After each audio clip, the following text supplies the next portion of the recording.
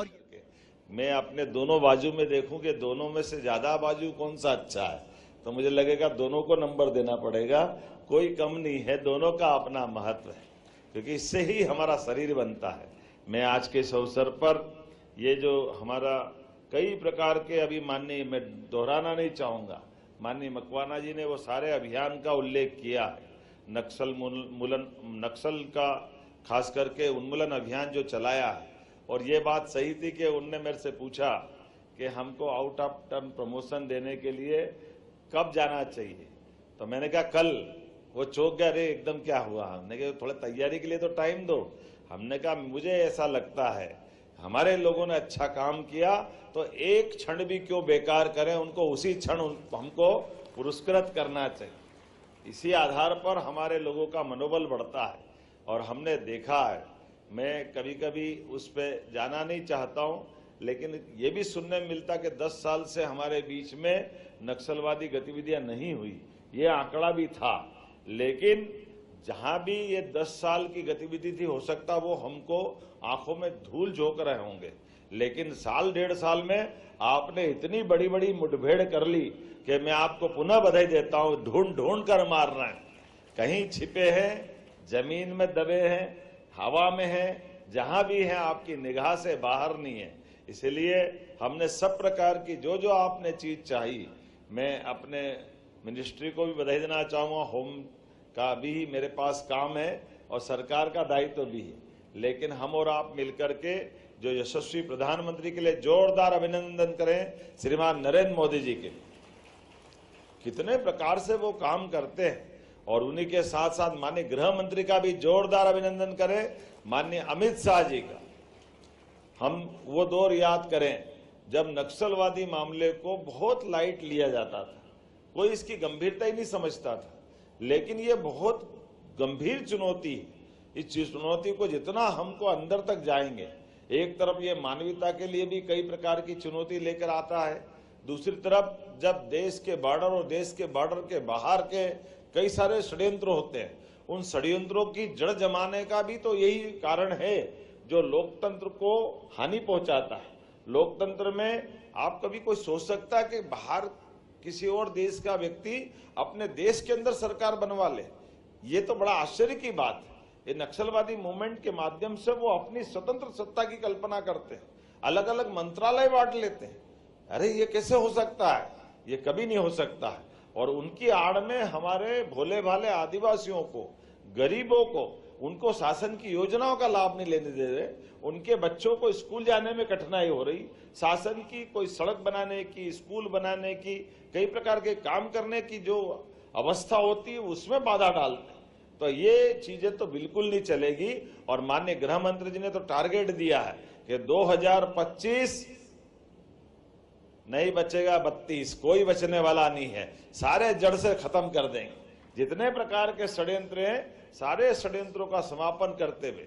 और मुझे इस बात का गर्व है, मध्य प्रदेश तो ये तो शांति का टापू के नाते से जाना जाता है।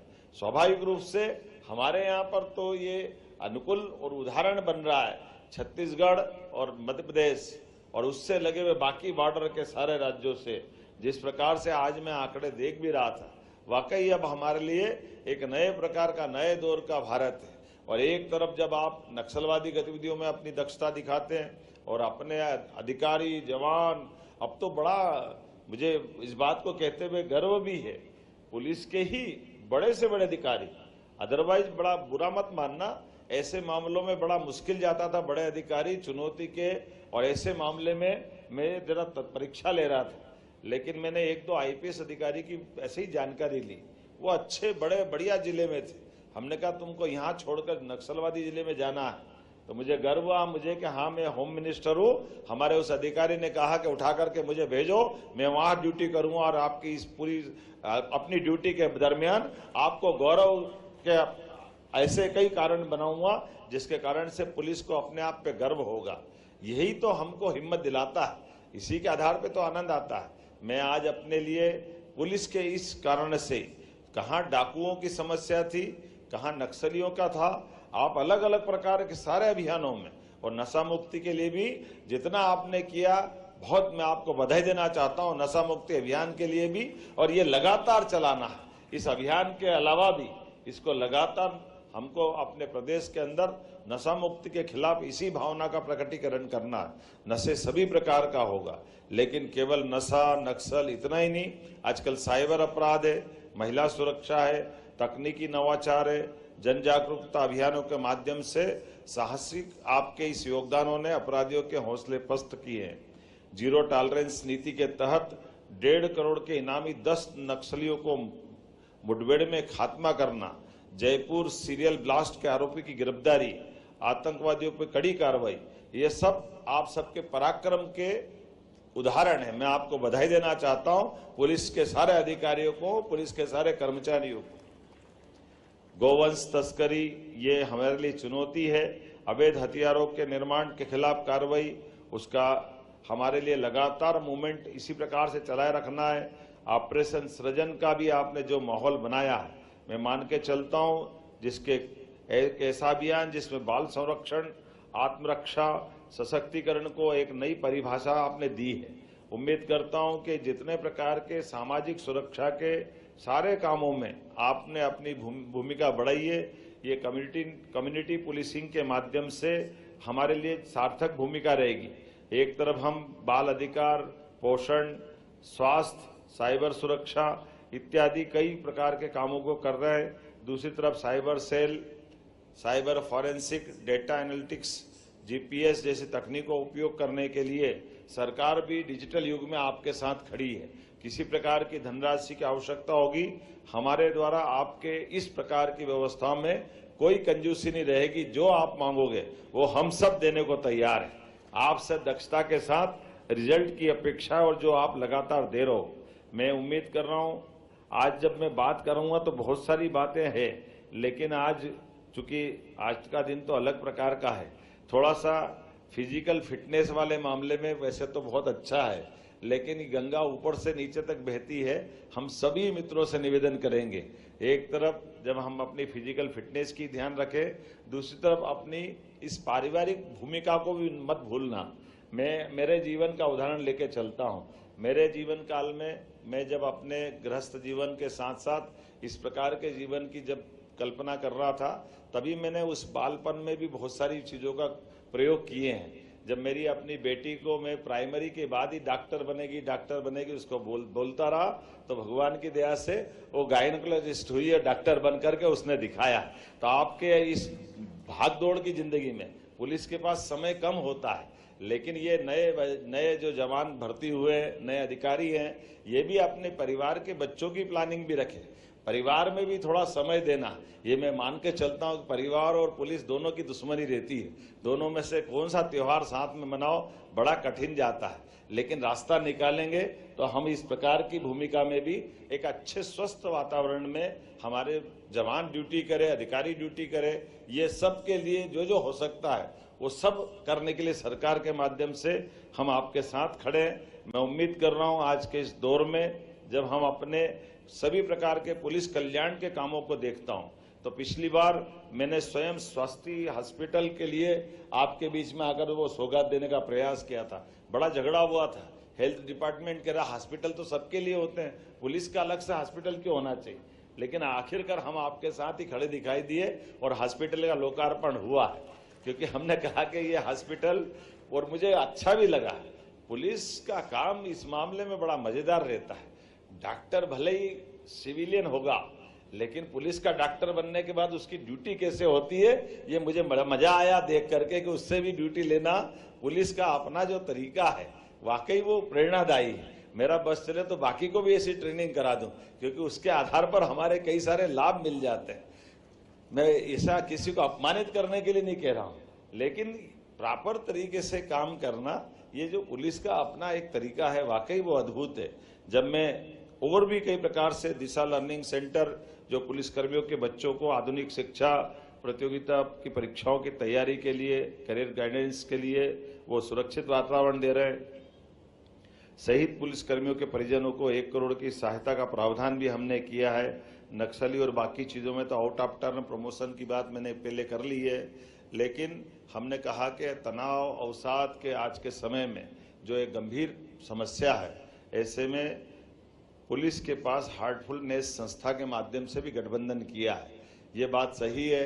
यशस्वी प्रधानमंत्री ने योग के माध्यम से अंतर्राष्ट्रीय स्तर पर योग को प्रतिष्ठित किया है और ये मेरा अपना खुद का जीवन भी, मेरा अनुभव भी है। हमारे द्वारा अगर हम अपना नित्य प्रतिदिन योगासन, प्राणायाम, ध्यान जितना समय मिले जरूर करना चाहिए। ये बात सही है कि इससे हमारा तनाव भी दूर होता है और कुल मिला के शारीरिक मसले पे हमारे अपने लिए बोलने की जरूरत नहीं होती। और पुलिस को तो बहुत तनाव झेलना पड़ते हैं, लेकिन पुलिस इन सारी चुनौतियों को निपटने में सक्षम होती है। मैं आज के इस अवसर पर पुनः आपको बधाई देना चाहता हूं, लेकिन कुछ ज्यादती हो जाएगी अगर मैं 2-4 चीज़ों की घोषणा नहीं करूंगा।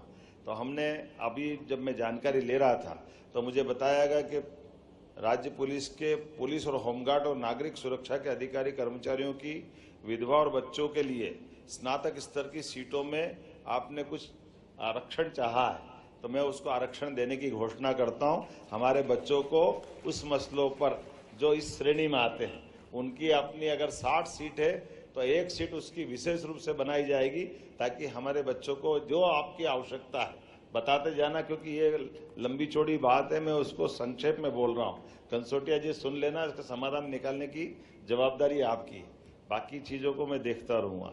जब हमने पुलिस भर्ती की बात कही है, कई प्रकार के पद बढ़ाते जा रहे हैं, लेकिन मुझे ध्यान में दिलाया गया है कि आज भी लगभग 7,500 लोगों की परमिशन हमने भर्ती की दी है, लेकिन फिर भी 20,000 पद अभी बाकी है। और अगर ये भर्ती होते होते 2,000 पद वापस खाली हो जाएंगे, तो हम पुलिस के ऑलरेडी जो पद हैं उनको क्यों खाली रखना चाहिए।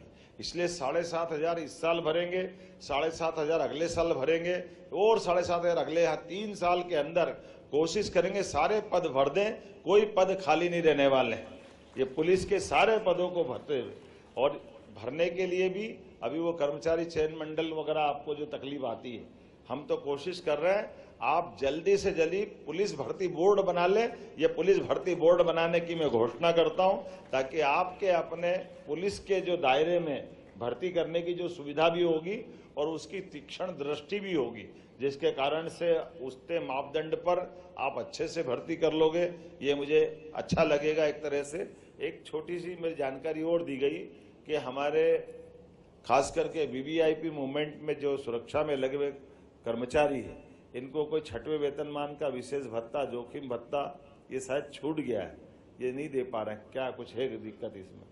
तो ये मैं इसको देने की घोषणा करता हूं। वो ऐसे सारे अधिकारी कर्मचारी जो इसका लाभ नहीं ले पा रहे थे, और भी बहुत सारी बातें मुझे बताई गई, मैं उन सब पे विचार करते हुए एक बैठक हमारे होम और फाइनेंस के साथ करा करके उन सारी बातों को लेकर के निश्चित रूप से आपके, जो मैंने प्रारंभ में कहा है कि मेरा अगर कोई निर्णय करने का मौका आता है और दूसरे विभाग के साथ जब मैं बात करता हूं, तो मेरा पलड़ा पुलिस की तरफ झुकता है।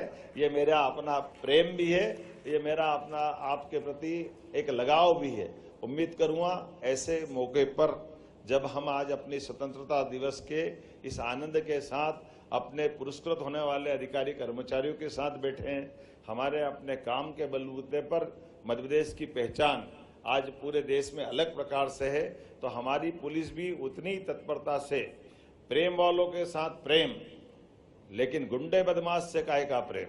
गुंडे बदमाश की जहां जगह है आप वहां जरूर पहुंचाइए। सरकार आपके साथ खड़ी है। बहुत बहुत धन्यवाद। भारत माता की जय।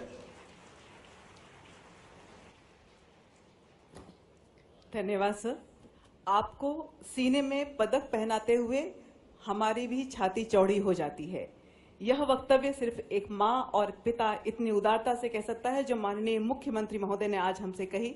आपका यह अपनापन, ममत्व और गरिमापूर्ण प्रोत्साहन जानकर मध्य प्रदेश पुलिस परिवार बेहद उत्साह और देश प्रेम के अनुराग से अभिषिक्त हुआ है। सर, हम आपके प्रति तहे दिल से आभारी हैं। और एक विशेष बात, पुलिस का अपना काम करने का अलग तरीका है। इस बात को जिस मधुर मुस्कान के साथ आपने प्रकट किया, उसके लिए हम मध्य प्रदेश पुलिस को बधाई देते हैं, काम करने के हमारे विशेष तरीके के लिए। पुलिस के प्रति आपका पल्ला भारी है, यह जानकर क्यों नहीं हमें खुश होना चाहिए और बधाई देना चाहिए मध्य प्रदेश पुलिस के प्रति आपके पल्ला भारी होने के लिए। धन्यवाद सर। आप